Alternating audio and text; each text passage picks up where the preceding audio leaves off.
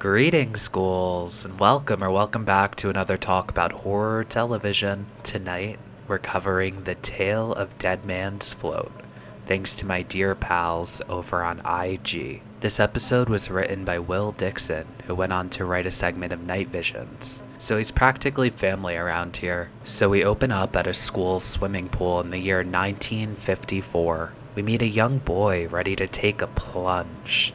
The lifeguard is distracted by the company of a pretty girl who happens to be the sister of the boys swimming. The two start canoodling up a storm, making it quite challenging to fulfill one's lifeguarding duties. The child in the pool complains about the stinky smell that surrounds him out of nowhere.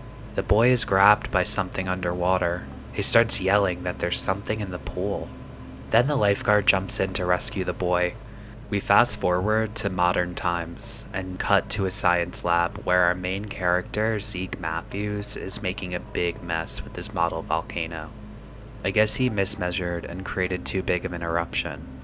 We're also introduced to two classmates. One girl is too cool to be caught dead next to the nerdy Zeke, and her name's Clarice, while her friend Greta is much more down-to-earth and approachable in this scene. The janitor is there to save the day and clean up the big mess from the volcano, so this gives us an opportunity to check out what's on Zeke's mind, and it appears he has a crush on Clarice. He asks Clarice to do something with him. He isn't descriptive, but he tells her that he wants to show her something that she might think is cool since she's on the swim team.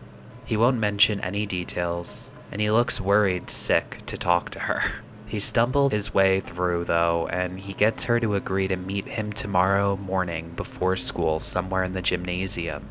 So the next morning, they sneak into the boys' locker room. He tells us that last week he was trying to figure out the volume of the school, and he found that there was more to the building than he had thought. The sneaky locker doors swing open, and we learn of the mysteriously abandoned school pool. Zeke informs us of the bit of history he learned looking up the pool. It was built in the 1950s and was only used for a short time before closing it up. Clarice has an idea. Maybe, just maybe, she can get the school to open up the pool again, so that the swim team doesn't have to drive an hour to practice. She tells him excuses are for people who never get things done, and then he tries again to get her to go out with him.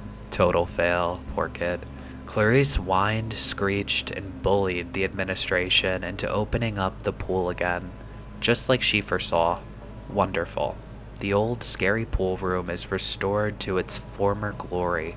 The only problem is that there's an ungodly smell and weird POV shots from underwater happening. Is the monster going to get them?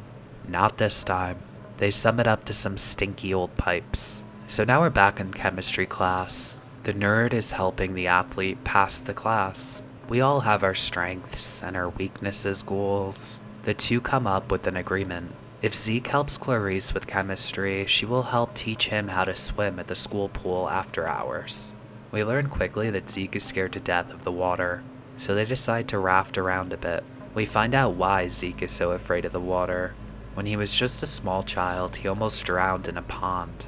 His foot got tangled up in the aquatic plants, and he couldn't get loose. Now he's scared to death that something will grab him and drown him. So Clarice gets in the pool, and she swears there's nothing in there that will come and get him. Zeke puts his hand in the water to test the temperature out.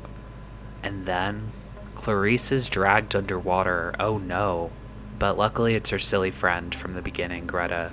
She's playing a mean trick on them. Maybe because she's jealous. She did strike me as smitten with Zeke in the opening. So Clarice tries her best to calm the boy so he will go in the water. She gets him to reach down, feel the water again, and that's when they smell something horrible and stinky again. It's described as an acidy smell by Zeke. And this is when he's grabbed like a rag doll and thrown into the water. We cut to a commercial break, but wow, what a cliffhanger. When we get back, Zeke is retrieved from the water and he's back on the floating raft. Clarice reminds him there's nothing in the pool, and not even a second later, they're thrusted up. Whatever's in the pool is bopping them from the bottom, trying to dump them in. They can't paddle since they'd use their hands and they'd get dragged in. They're gonna have to wait it out. They notice the acid smell returns, and only a second later they're sent flying from the raft and thrown into the pool. Uh-oh. The kids are rescued by the janitor with a long pole. They grab on and are brought to safety. In the locker room, the children warm up with a nice warm beverage, and they inquire about what the heck had happened. The janitor happened to be the lifeguard of the pool when it first opened in the opening scene, the one smooching on his girlfriend. He tried his best to save the boy, but it was no accident. The monster pulled him away and got him. Nobody believed him at the time, not until 3 more people drowned. Yikes. So after the deaths, they closed the pool and people forgot all about it. When they built the pool, they had to get rid of an old cemetery and move all the bodies, he mentions. The janitor's best guess is that one of the bodies was not moved, and now its spirit wants revenge for being disturbed. That's horrific. This is when it clicks for Zeke, and he forms a plan involving his area of expertise. Chemistry, of course. He goes to the lab to collect supplies. Zeke knows that the being smells like rotten eggs, which indicates to him that the monster is acidic. But the problem is we can't see him. So Zeke's plan is to make the ghoul visible, using something called methyl orange. Apparently the stuff reacts with acid and turns it reddish in color. So they pour it in the pool, and within a moment a big red ghoul comes out and grabs him. Couldn't you die? I would drop dead if I saw that thing lunge towards me. Everyone is stunned, especially the janitor. But Zeke holds it down and swings the pole at the monster, which is when he realizes the monster's made of water, so the attack does nothing. Back in the locker room, we can see the janitor is in rough shape. He's gone into shock and he lays down on a bench. The kids don't know what to do, but they have no time because the scary ghoul just bubbled up from a drain. The kids leave and go to the pool room. Clarice is the one with the plan now. She brought the container filled with manganite, which we learned in the beginning reacts with water and explodes like a volcano. So Clarice begins to open up the container, but before she can, Zeke pushes the jar down and it falls right into the pool. The problem was there was moisture on her hands which would have reacted and burned her, so she needs gloves. There's never an excuse for not using proper PPE, ghouls. Safety is cool. So Clarice goes to retrieve the jar from the bottom of the pool, and I love how these kids are using their strengths to further the narrative. Anyway, the horrible red water monster is creeping towards Clarice, and she's stun-locked. The only way to save the girl is to jump in and sacrifice himself to the cruel red monster. So Zeke jumps in, and this gives her the opportunity to put on gloves and retrieve the chemicals.